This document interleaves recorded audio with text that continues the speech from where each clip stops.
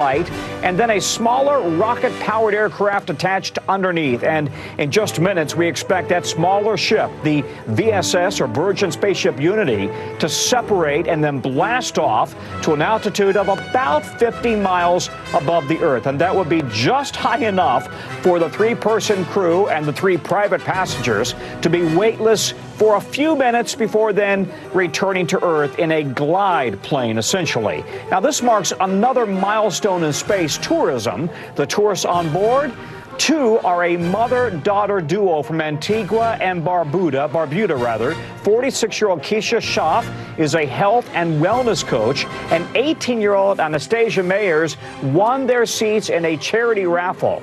And the third is 80-year-old John Goodwin. He's a former Olympic canoeist he will be the first Olympian and one of the oldest people ever to travel into space.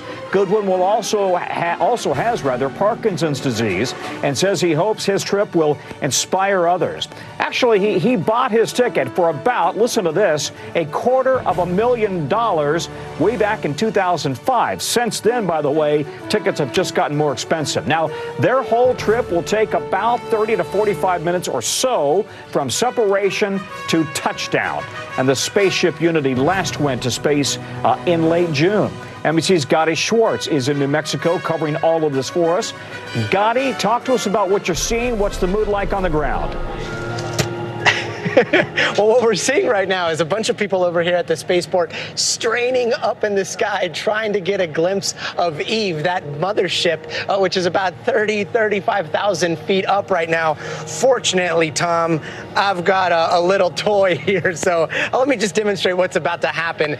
We've got Eve, this is the mothership, and then this is the VSS Unity that we were just talking about. So in just a few minutes, Eve and Unity, they are going to separate like this.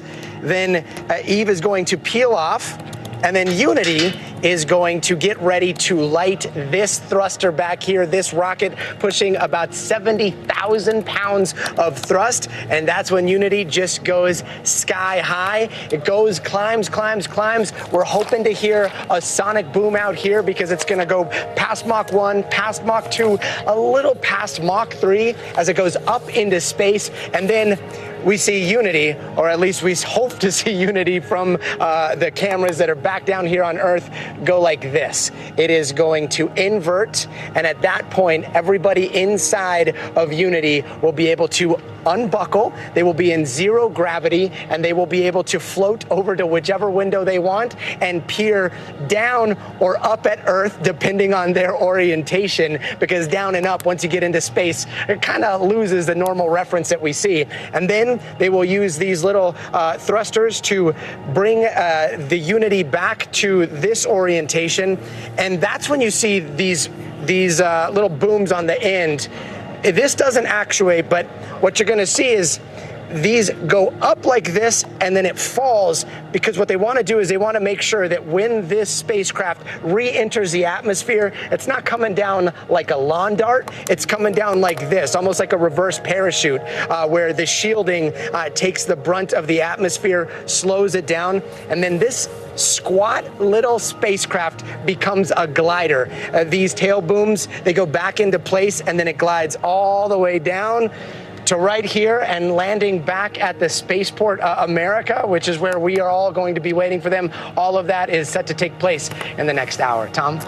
You know, Gotti, not unlike the space shuttle in terms of its return glide path, right? The space shuttle glided back to a landing at the Kennedy Space Center, usually.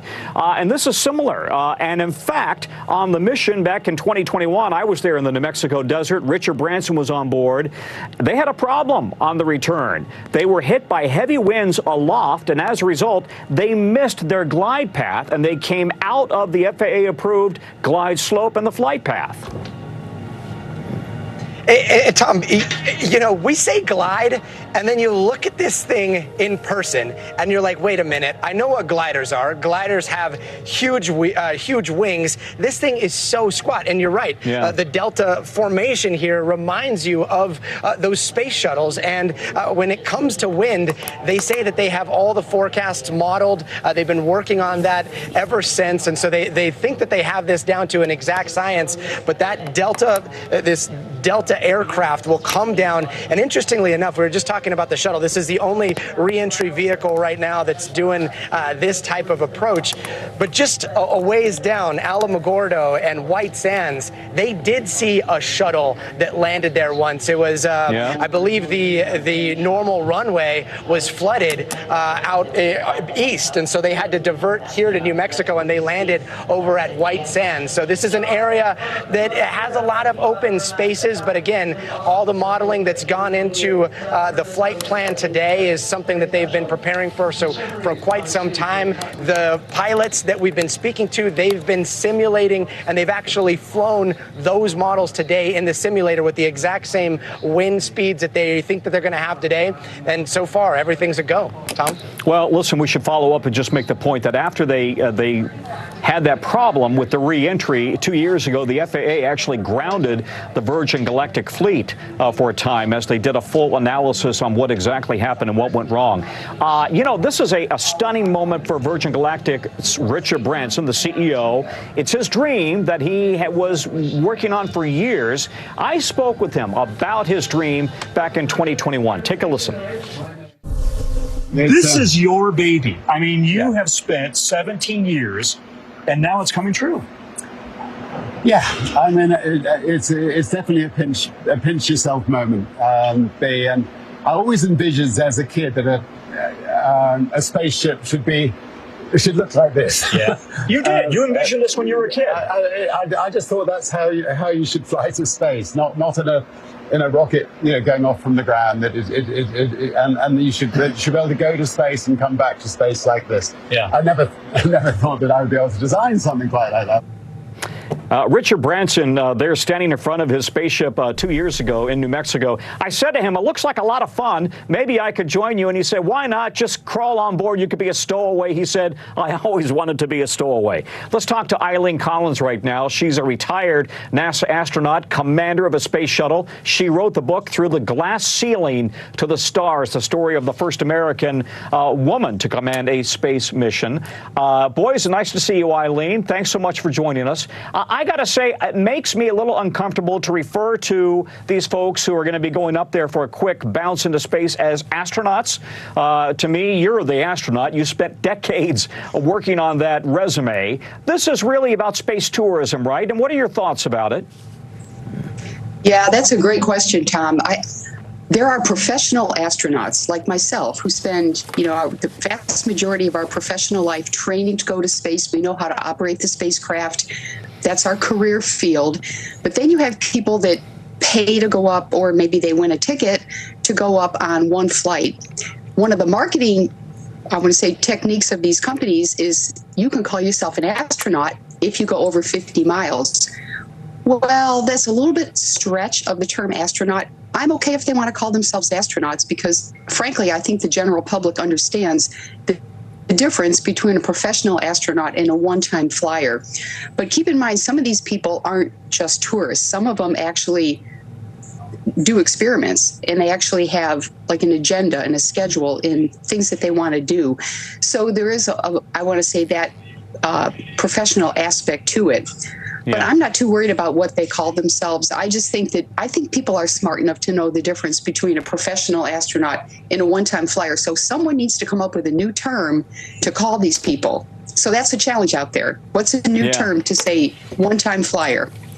And is it important? Do you think that there, a lot of these Richard Branson and Jeff Bezos and Elon Musk, they all think it's important to, in their words, kind of democratize space, make it accessible to everybody, give everybody the chance to see the Earth from the altitude you've seen it at when you were on board the space station. Do you agree with that? Is there value in allowing all of us to have the same experience? Well, I do think there is value in it, yes, and I do agree with them. I don't know if we're going to get every person up in space. That just doesn't sound realistic, but for people that really want to go. Now, there's many, many people I talk to say, I would never do that. I would never, don't ever send me to space. But there's some people that have a dream to go there. And I think the goal would be for those that have the dream and that really want to, that they someday will have the opportunity. So maybe today, if you're in your 20s or 30s, you don't have the money to do it. Well, maybe in 10, 20, 30 years, there'll be so much flying and the cost will come down to the point that you may be able to afford it and you may be able to have that wonderful opportunity. You know, having been in space myself, I think space tourism is going to be hugely successful because the human experience of being in microgravity, floating, looking back at the Earth from space, is such a wonderful human feeling. And I think that you really want to take care of the Earth when you look at it from a distance and you can see, you know, you can see the stars at noon. You can see the curvature of the horizon. The planet really is round. The Earth is not flat. I think when you have that experience, it makes you want to really care for the Earth more. So I really support what these CEOs, and we say billionaires, but I support what they're doing. I think it's very important, and I think I'm very happy, and I hope for the best of success.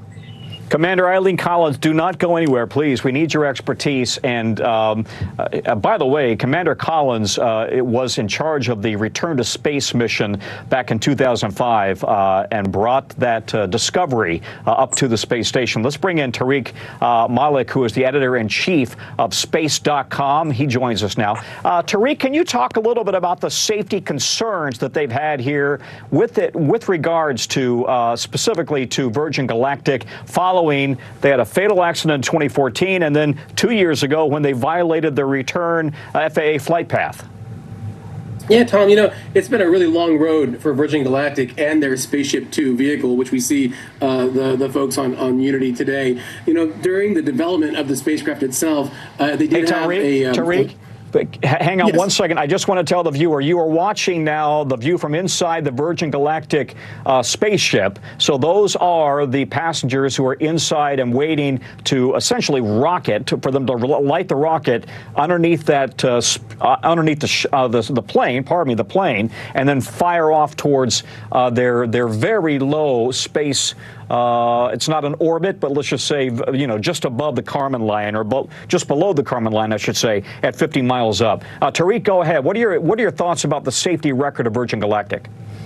You know, I think they've had their own version of the trials and tribulations that we've seen big space agencies have over time about how difficult it is to fly in space. They had not just a fatal accident in 2014 in which a pilot died, another was gravely injured, blamed a pilot error, and they had to revamp all of their training and safety systems to make sure it couldn't happen. But then they had to enhance their communications with officials, with the FAA, after that 2021 flight, that first flight, because they deviated from the airspace that they were allowed to be in on return, and they had to make sure that they kind of get those safety communications in line with what the FAA needs for safe passenger flight. A lot of growing pains. They even had a fatal accident on the ground with their developer, just, you know, in the original designing of this vehicle. I would say it's a lot safer now because of those issues. They're very confident enough that this is their first ticketed paying passenger flight. They had a research flight earlier this year, and the goal for them, of course, is to ramp up this commercial flight so that they can get a wider variety of passengers and participants. Hey, do we still have Gotti on the ground? Gotti, give us an update. How close are we to actually seeing Unity drop from the spaceplane? It looks like we're about 10 minutes away. I'm not sure if you can hear me, but it looks like right now we're about 10 minutes away from the drop, from that point where Eve will separate from Unity, and then Unity will head straight up into space. So a lot of people are watching the streams. The live stream here from Virgin Galactic just started as well. And then there you have that live look inside. You've got those passengers sitting there. Just talking a little bit about the crew, you've got Keisha and you've got Anna that you're looking at right there. We were talking to Keisha a little bit earlier, and she said one of the best experiences for her that she's looking forward to is to look down at our beautiful planet and then look across at her beautiful daughter taking in that same view. So that's something that we're hoping to see here in just a little bit. And talking about those tickets, we talked a little bit about how John Goodwin, he's been waiting about 18 years. He bought one of the first tickets at about $250,000 way back in the day before they were where they're at now. But Keisha, she was sitting in a plane. She was sitting on a Virgin plane making a flight when she saw an ad pop up for sweepstakes to fly to space. So So she took a little moment to fill out that form and didn't think anything of it. Well, lo and behold, the next thing she knew, Sir Richard Branson was at her door telling her that she had won a ticket to space. And not only did she win one ticket to space, she won 2 tickets to space. So at that moment, she FaceTimes Anna that you see right there. I believe it's behind her. And the next thing you know, they are now on their way to 53, 54 miles above the Earth. Tom? You are a native New Mexican, and I'm wondering, you know that area well. Is it hot as heck right now? What's it like on the ground? Yeah, it's very hot. And actually, it's funny that you say native New Mexican. I was a student at NMSU in 2004, and I remember they had this thing called the X Prize Cup. And one of my journalism assignments was to go out to the airport and see the X Prize Cup. And back then it was Spaceship One, very similar to this design. And, you know, you and I are both space buffs, so I was kind of a rocket guy. And I saw this design and I was like, no way is this ever going to fly. It had won the the X Prize Cup at that time. And I remember getting video of it, us having these debates. Is this going to happen? Is this not going to happen? I can't describe what it was like a few days ago going in that hangar and seeing the Unity right there in front of me attached to Eve. It was this kind of full circle moment where you're like, oh, wait, actually, like, we're kind of living in the future here. And it made me think of that day back there in 2004 for the first time when I saw this design. But again, it's a very ambitious design and one that they're hoping will gracefully return back here to Earth. But it looks like from the reaction of the people, we've got about 5 or 6 minutes before there's that separation from Eve and before we start to see Unity climb into space. Perfect. Gotti, don't go anywhere. Of course, you're not going to go anywhere, but hang on. Hang on, because we want to ask you a few more questions here. But let's bring in Clayton Anderson. He's the author and retired NASA astronaut. He has some great perspective here as well. Clayton, same thing to you. Are we really watching and witnessing this whole new age in space exploration or space enthusiasm when you're allowing just everybody to go into space if they can afford it? Now, this is obviously a luxury life experience for those who pay the ticket. I think it's great that we're giving people the opportunity in this manner. You know, I would caution that the word space for everyone right now. It's not.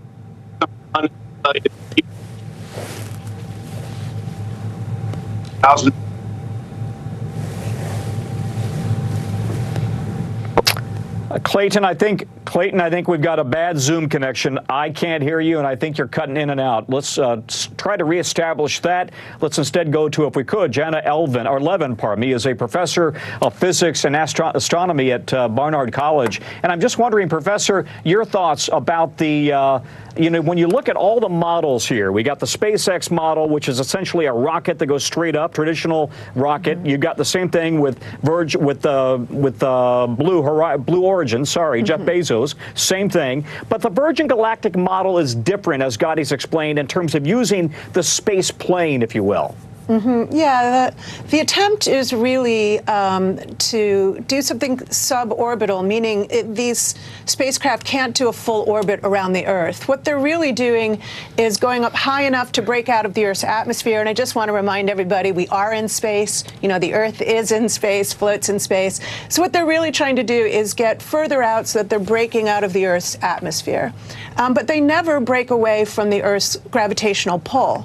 And so instead of orbiting, eventually they start to fall back to Earth. And what the astronauts, or the space tourists, I guess, are really experiencing is the weightlessness of just falling. I mean, you can do that on Earth. You can cut a cable in an elevator and you'll be in free fall and you will experience weightlessness. So what they're really trying to do is have that experience, but have it further out and hopefully with a nice, smooth, gliding ending, as you've said. Yeah, I've had that experience in the zero-G plane, so it's similar, but we should make the point, they're not going into orbit. They literally are kind of doing a quick bounce up into space, and then they come back down again. I've equated it almost to a trampoline bounce. Yeah, and they've been doing these kinds of parabolic flights in the Earth's atmosphere for many decades, where artists have gone up, experimenters have gone up, performers, dancers have gone up in these flights, and they are parabolic. They literally follow a parabola and fall back towards Earth before starting the engines again and scooping the passengers safely to a landing. So this idea of being weightless is also true of people in the International Space Station. They're not so far out that they don't feel the Earth's gravity. They absolutely do, but they're just falling all the time, and they're falling in such a way that they can execute a full orbit. So they have a prolonged experience of weightlessness, as opposed to the few minutes that these space tourists will experience. All right. Hey, Tariq Malik, let's bring you back into this. And I'm just wondering now, you are the consummate space reporter. Tariq covers the ins and outs of this industry like nobody else. And we're always comparing geek notes when we're at the Kennedy Space Center together. And I'm just wondering, Tariq, you know, what is the reputation within the space community right now of Virgin Galactic? They've had a rough couple of years, as you and I discussed. They were grounded for a while. They did have a fatality about 8-9 years ago. How are they kind of ranked and rated compared to what Elon Musk has done with SpaceX and what Jeff Bezos has done with Blue Origin? And is that even a fair comparison? Well, Tom, those are kind words. Thank you so much. But you make a really great point that Virgin Galactic really, when you stack it up to their private spaceflight competitors, seems to have started off really strong earlier than many others. Back in 2004 with that announcement, they were hoping to fly in 2007. Then they had a lot of development setbacks, a lot of hurdles. And then here we are now in 2023 with their first actual space tourist flight, although they've had, of course, many other test flights and a research flight in the past. It does seem like they're building momentum, but they still have a long way to go. They've got a second spaceship ready to go to ramp up that scale, but they've actually really, in a recent earnings call, have said that, you know, people should not look for a lot of a big influx from these flights because they had to raise prices, and the people they're flying now are at that lower $200,000 rate, whereas now they're at $450,000. SpaceX, meanwhile, flying tourists into orbit, have booked flights around the moon on a brand new spacecraft. This is very different than that. I think their closest competitor is Blue Origin, which has its own issues. They did lose a vehicle recently. They're building back to return their own system to flight, but they have flown a few more passenger flights than Virgin Galactic. So I think that they still both have their own challenges, and seeing both vehicles ramp up will give us a really good picture of how robust this commercial space, suborbital space tourism market will actually be. Both companies have backlogs. Virgin Galactic has a very big, extensive 800-person backlog of customers to fly. Once they get through that and reopen reservations at their higher $450,000 price, I think they'll be able to see what their road to financial success would be. Well, I think you just made a very important point. You're right. They're now charging, they went from $250,000 a flight to $450,000 a flight, and they've got 800 people, they claim, as of last December, who are on the list to go. So there clearly is a market, but it's not for the typical average middle-class American.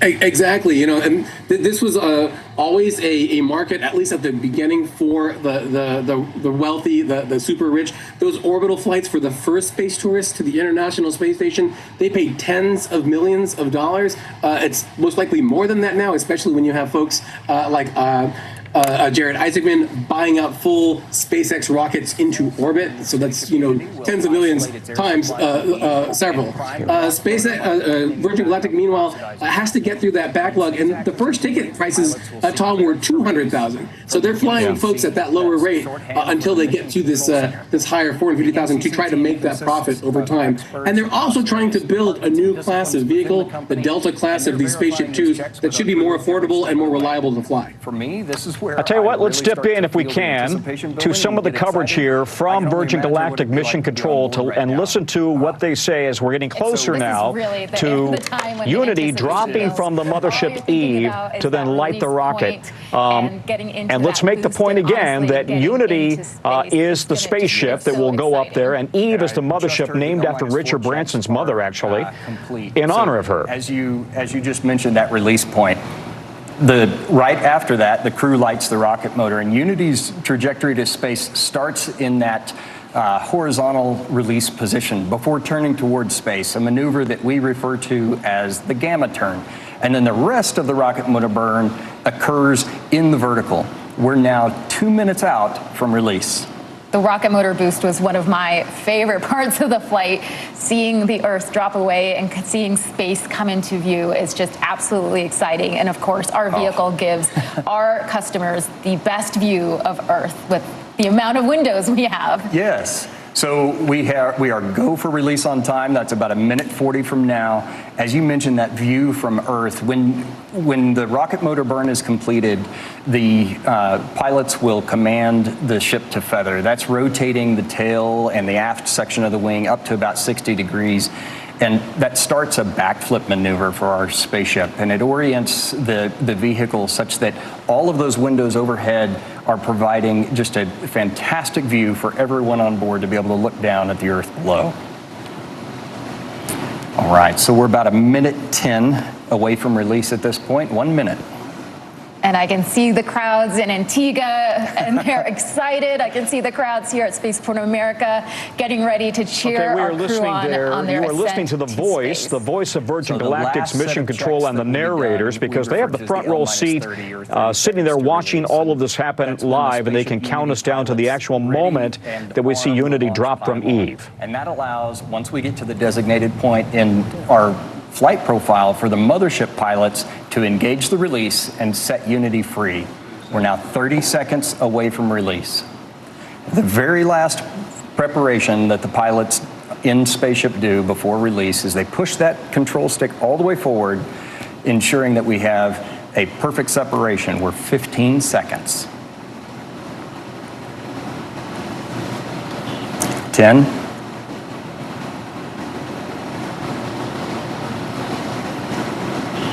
5, 3, 2, 1, release, release, release. Ignition, good control. There's Mach 1. The pilots have started trimming for that turn towards space.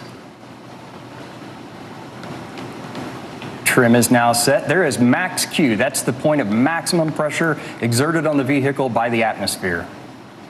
Those on board are experiencing about 3 Gs right now and traveling over 1,000 miles an hour. That's incredible. I can imagine they're having quite a great time. We're at Mach 2. We're in the vertical, headed towards space. This is the part where they're seeing Earth move away and seeing space come into view and seeing that they're going to space, and just, it is an incredible feeling. So we've got about Mach 2.8, Mach 3 approximately, and rocket motor cutoff. Amazing. The crowds here are just absolutely going wild. I can't imagine what's happening in Antigua with them cheering them on. That's incredible. Awesome. Go Keisha, go Anna, go John. So everybody on board has been cleared to unstrap and enjoy that zero-G experience. The pilots have unlocked the feather. That's the preparation so that they can raise the feather here momentarily. They're engaging the RCS as well. The feather is now starting to move on its way up. Everyone's up out of their seats, just it's incredible. They're all, I know, it's amazing. They're all going to the window and taking in this just absolutely incredible view of Earth, the planet where all of their experiences are held. Everything they've ever known is wonderful. Down below. The feather is all the way up. We have a predicted apogee of about 289,000 feet. That is amazing. Our crew looks like they're having an absolutely incredible time, and they are officially astronauts. Welcome to space. Congratulations to John, to Keisha, to Anna on becoming astronauts today, and a special congratulations to our Unity pilot, Kelly, for her first space flight. And welcome back to space, CJ and Beth. And the vehicle is oriented in that backflip or that upside down maneuver from our perspective, and you can see them just enjoying that view of the Earth below. Man, it's just incredible. I can see that they just can't take their eyes away, and it's hard for us to describe. We can obviously see they're having just an incredible time in space, taking in the views, but it's an experience. It's the silence. It's the views. It's seeing our brilliant planet against the matte black of space. I can't imagine.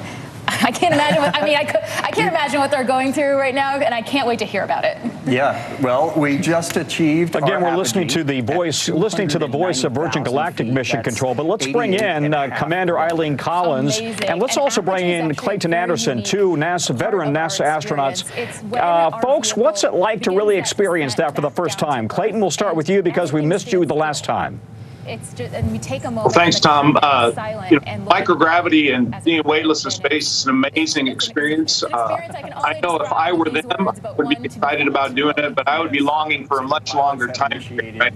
They're going to get a taste of it. Once you have that taste, time in microgravity that they're going to get the opportunity to do. So, kudos to them. Congratulations to Virgin Galactic. Just made the return to seat call. Commander Eileen Collins, you've spent many days on orbit, and I'm just wondering, what was the first time like for you? What did you experience? Was it just a total rush that almost was an out-of-body experience? Yeah, absolutely. Well, I'm going to answer that, but first of all, I want to say kudos to the commander, who no one mentions his name, but it is C.J. Sturkow, former shuttle astronaut and commander who's flying the Spaceship Two right now. C.J. Sturkow, he's also a former Marine and a former office mate of mine. Flew the shuttle 4 times, so I'm really proud of what he's doing. But my first experience in space was very clumsy. I unstrapped from my seat, I got out, and I immediately hit the other seat, and then I hit a panel of switches, and then I hit the ceiling, I hit the floor. You need to get used. It's like learning how to skateboard or learning how to roller skate for the first time. It's a skill you need to learn. You mentioned the commander is C.J. Sturkow, and of course the pilot is Kelly Latimer, so we do want to make sure we mention them as well. And then I'm just wondering, by the way, they're now back in their seats and they're now going to begin the reentry process. Eileen, being a former shuttle commander, this is a unique vehicle to come back in on a glide slope, right? Talk to us about the challenges here.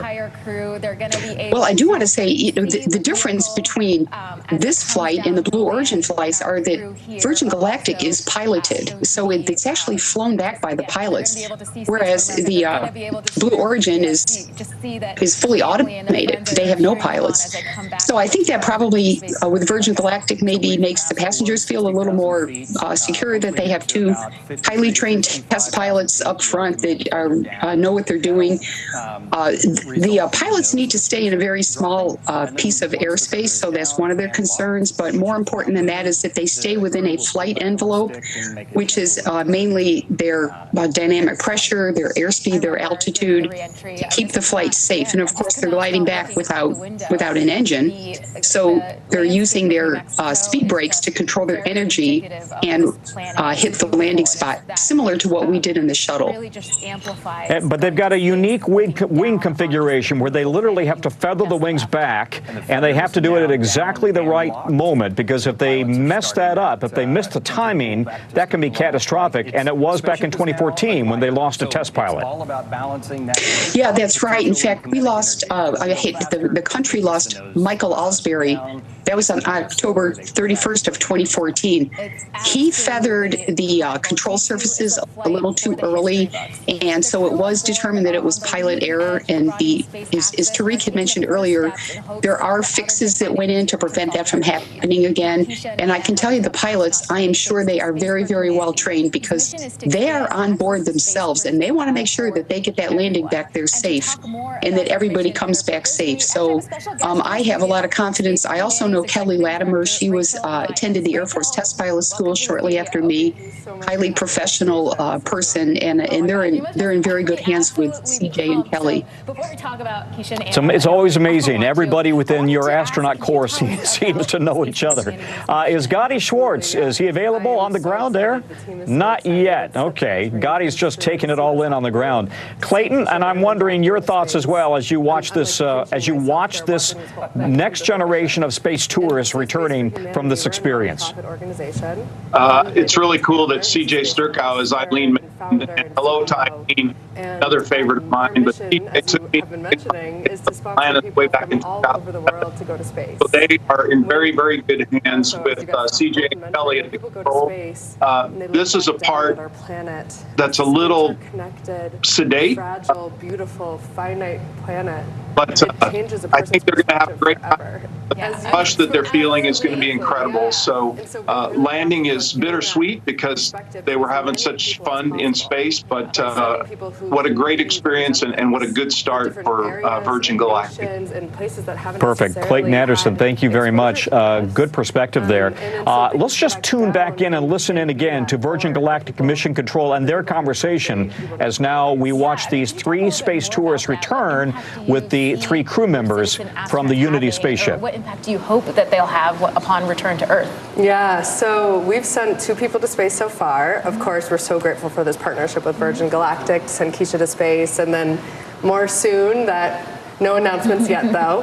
And so in terms of the impact that we hope that they have, I would say that it's different depending on the person.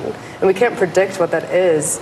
But what we're looking for is people who are committed to making a difference in their communities, people who have a track record of success, people who have a track record of doing things that make a difference in the world, people who are natural leaders. And so the hope is that each of them come back Let's down. go ahead and bring in Gotti Schwartz. Gotti's on the ground there in New Mexico. And I'm wondering, did you hear the sonic boom, Gotti?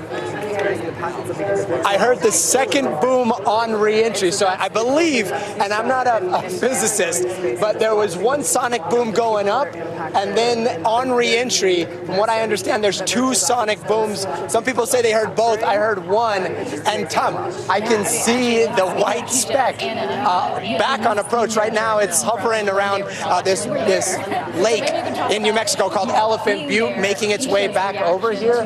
But look, I don't know if I'm caught up in the emotion of the family behind us, but like, humans did a thing again. The idea that we humans have built technology that sends an 18-year-old and an 80-year-old up into space in this tiny capsule, and then they're able to float in 0 gravity with a thruster that pushes them 3 times the speed of sound. And this is the time that we live in, a time where it has never been more likely that just a normal person at home could go to space. It's awe-inspiring. So we're waiting for the Unity to do a circle. They're losing velocity right now, and it's all about making that glider slow down as much as possible upon approach, and then we will see that glider come down. Tom, this is the quirkiest part of this design. As the Unity comes down, there are 2 landing wheels that are going to come down. The landing gear comes down right here. So the wheels touch down. And then there's a landing skid, and this landing skid deploys right here. This landing skid on the bottom of that is a pad of wood, like tree wood. And that landing pad is going to touch down, and then it's going to nose down very slowly, about 100 knots, and then it's going to skid to a stop. This thing's skidding to a stop after going to space all by a pad of, we're told, very specialized wood, but that's what's going to give it the friction to stop here on the tarmac. I mean, like, this is one of those things you just got to see to believe. We're seeing it right now, seeing their faces looking back down at Earth. It is a lot to take in, but as you can see, the crowds behind me, they are looking straight up at the sky, and so far, so good. Tom? Yeah, that piece of wood is not a 2x4 from Home Depot, I'm guessing, right? This is stress test and perfected. No, but let me ask you, nothing against Home Depot. I'm sure they've got great wood that could go to space and come back. Gotti, I'm guessing you would be first on the list to go if they offered you the chance.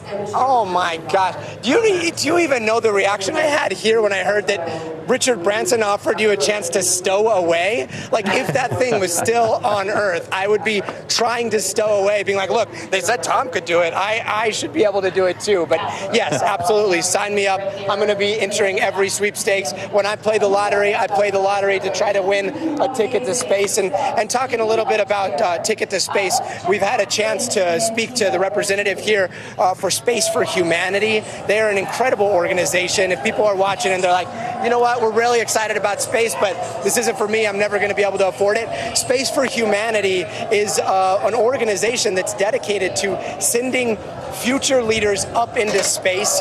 You apply, and there is a chance that you'll have this Willy Wonka moment and you'll win a ticket to space, whether it's Virgin Galactic, Blue Origin, SpaceX. They're partnering with a lot of these different space organizations. Keisha and Anna are going up because of their partnership with Virgin Galactic. They are choosing the next astronauts as we speak, Tom.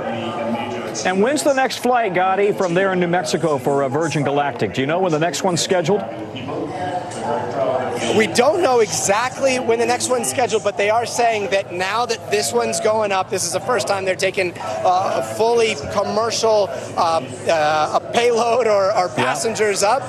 They want to do these every single month. Then a little bit down the road, they want to do these every single week. So by 2026, they're hoping to have a lot more of these spacecraft, these Unity spacecraft, and they want to have these flights going up every single week. They've got a long list, 800 people. They want that list to grow. And so pretty soon we could start seeing these launches as like, yep, another thing that just happened in the New Mexico sky. I'm going to look up because people are cheering. And it's right you're getting close. We're getting close towards landing. Wait, let us know when it's coming in. I would say, you know, Branson has always promised big. He promised me 10 years ago, next year we're going to fly 300 people. So you always take it with a grain of salt. He is a great promotional asset for his own company. But he did say in 2019 he wanted to have 50,000 people already as astronauts by 2019. So he wanted 50,000 astronauts by 2019. They're coming a little short of that, as you can see. But nonetheless, here we come with the first 3 civilians who are coming in for a landing now to the New Mexico spaceport. And by the way, Gotti, who's standing there, New Mexico's invested a heck of a lot of money in this idea of the future, of this vision of becoming the spaceport for space tourism. Absolutely. And, you know, like I am a New Mexican, so a lot of New Mexicans have been skeptical about all of this. This was a pipe dream in the desert. Let me just tell you, landing gear is down. Landing gear is down. Go ahead.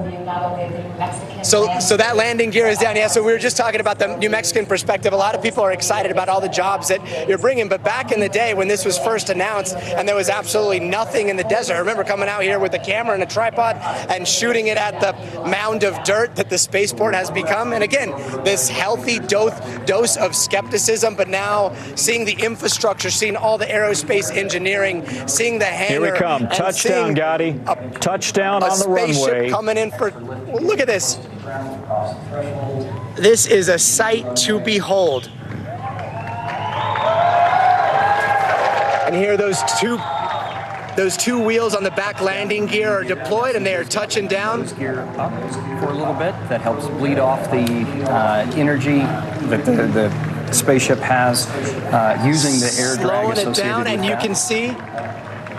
Yep, and you can see that front landing gear. That's a skid. That nose is going to come down, and you've got that wooden pad on it. Here we go. The nose gear is now down. So look at that. At a designated airspeed, the pilots have the option to apply the brakes or not. They can let the vehicle roll to a stop. We have plenty enough runway here. They are applying the brakes today, so. We have 12,000 feet of runway here at Spaceport America. Feet of runway and 200 feet wide, so plenty of room. Let's remind the audience that the commander here is C.J. Sturkow, who's a veteran NASA pilot as well, and Kelly Latimer. Both of them accomplished, and there is the new class of space tourists to fly on the Virgin Galactic ship. Gotti? Incredible. And yeah, talking about those pilots, we had a chance to talk to Kelly yesterday, and she was talking about her conversations with CJ. This one blew my mind.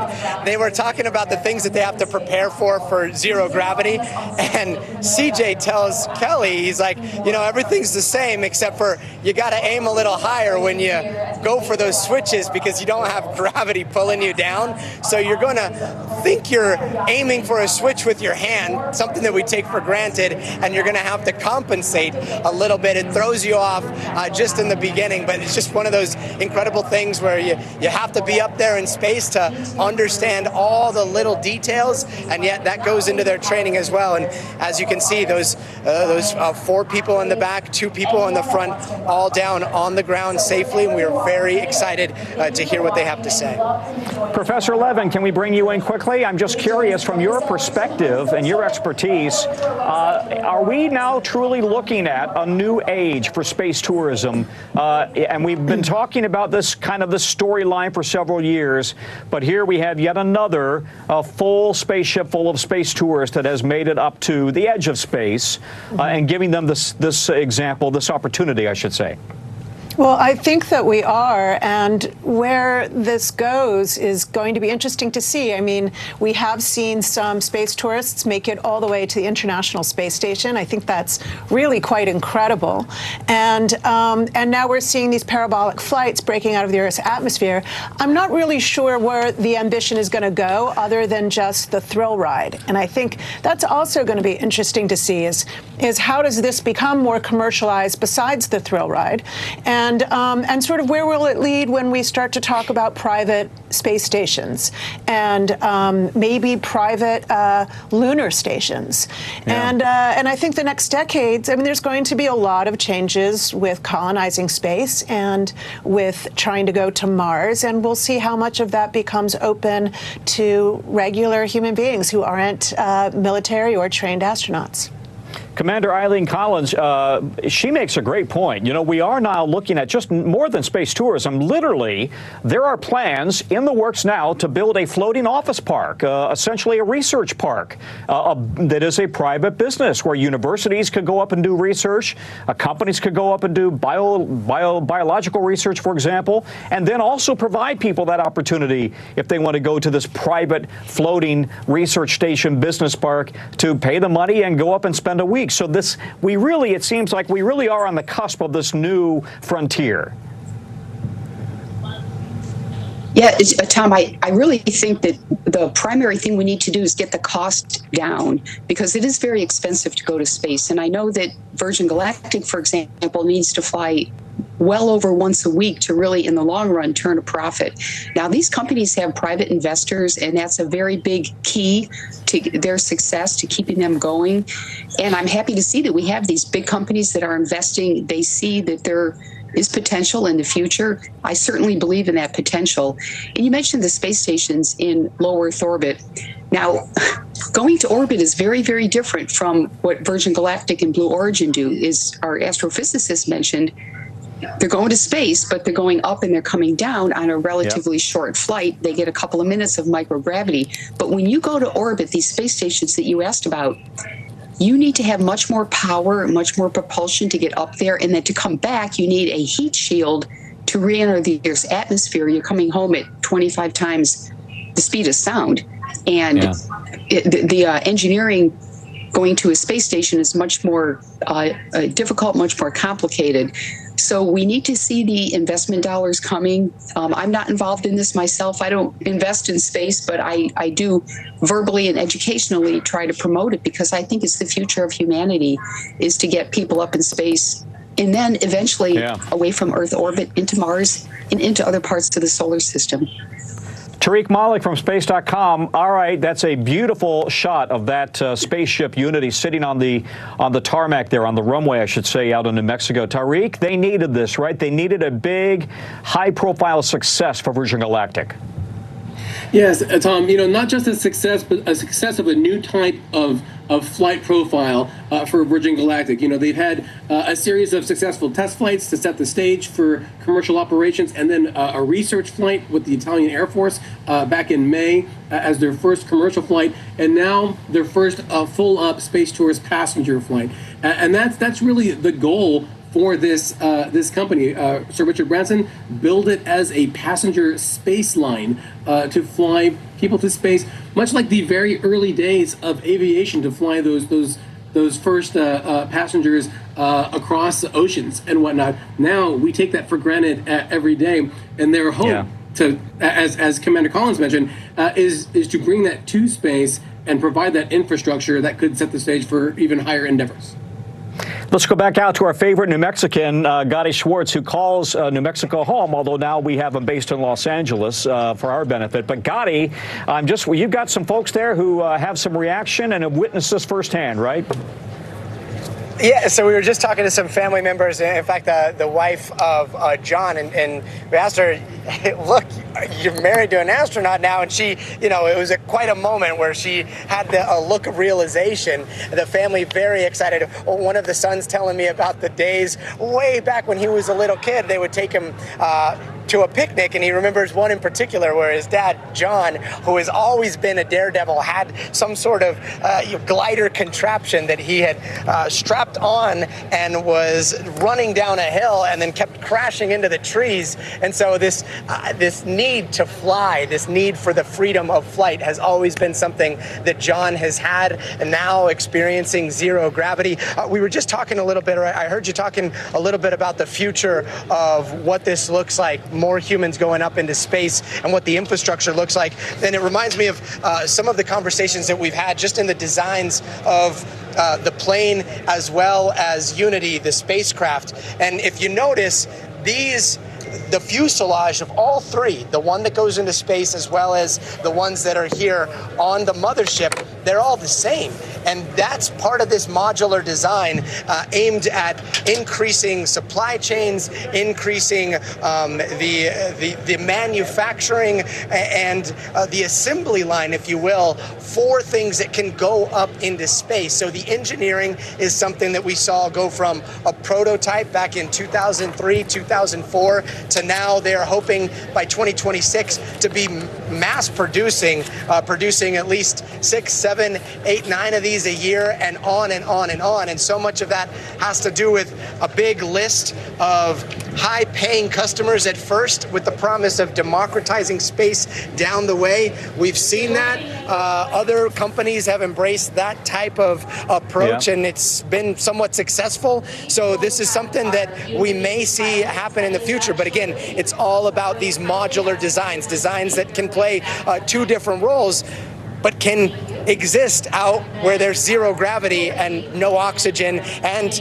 withstand entry into Earth's atmosphere. It's incredible. Tom? It is indeed. So listen, right after Virgin's Richard Branson came back from his mission 2 years ago, I talked to him on the ground there, and he talked about this marking an important milestone for reaching for something that was hopefully within the reach of civilian space tourists. So again, here's a little bit of that interview from 2 years ago on the ground at Spaceport with Richard Branson. It's important to you that this becomes accessible to everybody. That's why we started it. I mean, I think ultimately the price will come down to a level where an awful lot of people will be able to do it. And this has been so long in the making. My last question is, how soon are you going back? Well, look, I would go back tomorrow. But I don't. I think there's so many people want to go. I won't take a seat up for some time to come now. Let other people have the experience of a lifetime, and we're going to get to work. Our space factories are going to start building many spaceships, so that many people will be able to go to space. All right. Well, that's to your point, Gotti. They're building many more spaceships. They got to have many more people get up there, but they've got to also they have to make sure that people are willing to pay that kind of money. Yeah, absolutely willing to pay that kind of money. But again, maybe I watch too many movies, maybe I play too many space video games. Like, the idea of becoming an interplanetary species is something that I think a younger generation wants to see. We see some kids here, and so they're growing up, again, in a time where anyone can be an astronaut, anyone can go up into space. And so this idea, you get up into space, you see how miraculous Earth is, you know there are civilization enders that are floating around there in space. The idea of, in the next 100,000, 10,000 years, our species going and exploring the rest of space and possibly establishing other places on different planets. This seems like a step in that direction, Tom. It does indeed. Gotti, thanks. Whenever we need a dose of enthusiasm, we turn to Gotti Schwartz in New Mexico. Great coverage. Thanks, buddy. That concludes this special coverage of the Galactic 2 mission here on NBC News Now. We're going to have much more throughout the day on NBC News Daily and tonight on NBC Nightly News, and we'll be hearing from those on board this mission. I'm Tom Costello. Thank you for watching. On behalf of Gotti, have a great day.